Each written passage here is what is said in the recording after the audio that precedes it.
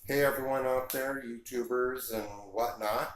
I figured I'd do a little review on this, kind of a review. I haven't actually tested it yet, but for anyone that is planning on or wanting to get one of these, here's a few little things probably that might help you.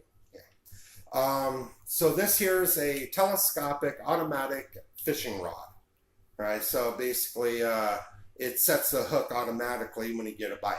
You don't have to run for your rod and and miss it because you weren't there. This here kind of solves that in a way or two. So I went on a fishing trip today, just for a few hours. Get a little bit of relaxation going on.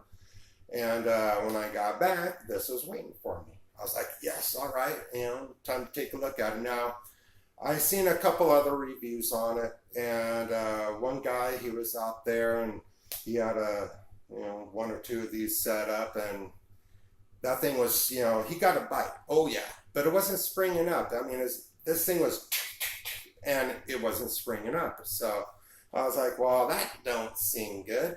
And then there was another guy, real nice guy, he and his lady out there in the middle of the night fishing, with one of these, and theirs worked pretty good. He, of course, at the end of his video, he said it seemed to be falling apart a little bit. I was like, well, So I was like, well, I'm going to get one anyhow, why not?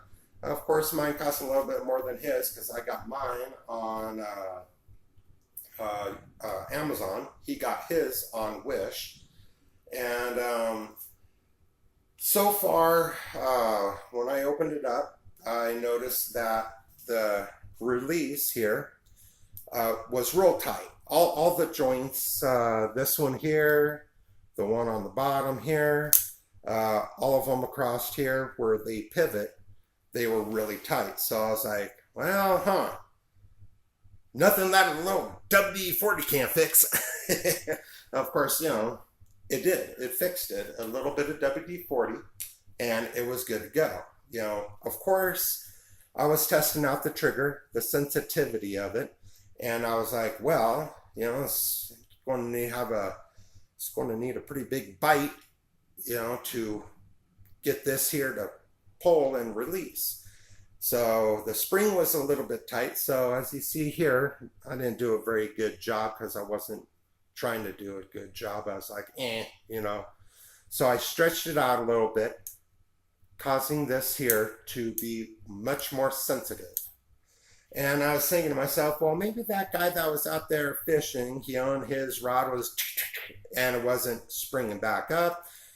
Maybe that was the problem. Tight right here in the joints. The spring was too tight. Possibly, Of course, I'm not sure about the whole falling apart thing because, I haven't really gone and tested it, so I'll be finding that out later. Here, it has its own stand, so it's spring loaded. So you pull this down and it kind of locks in.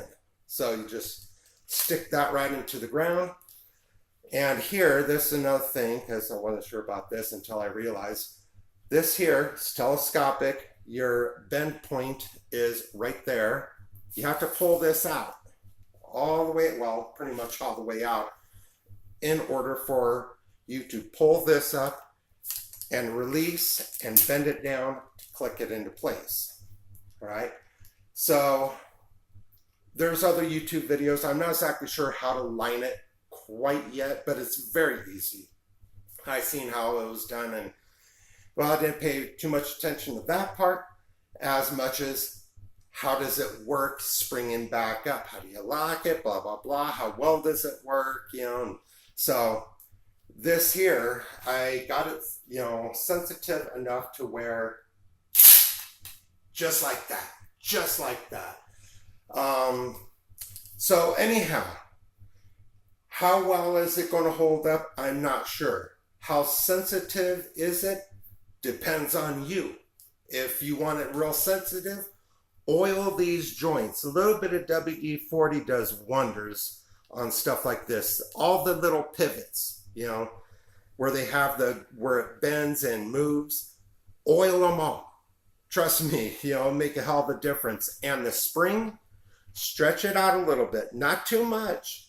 You want to test it every time you stretch it. So stretch it out a little bit, give it a test. If it feels like it needs a little bit more, do it again, stretch it out a little bit more. You know, until it gets to the point where the sensitivity of it is what you want. If you do it too much, you're going to ruin it, you know, and then you're going to need to get yourself a new spring. So do it little by little. Just put your fingers like this and stretch. Just pull it apart. Just like that. Just pull it apart. Little by little. Not too much or you'll ruin your spring. And that's about it. As you see, very sensitive, you know, and I think this here will do pretty good if something on it breaks, you know, like the pivots, I'm pretty good at metal work, so I'll just fix it and put another review, you know, and I'll be like, okay, this is what to look out for. So far, not bad.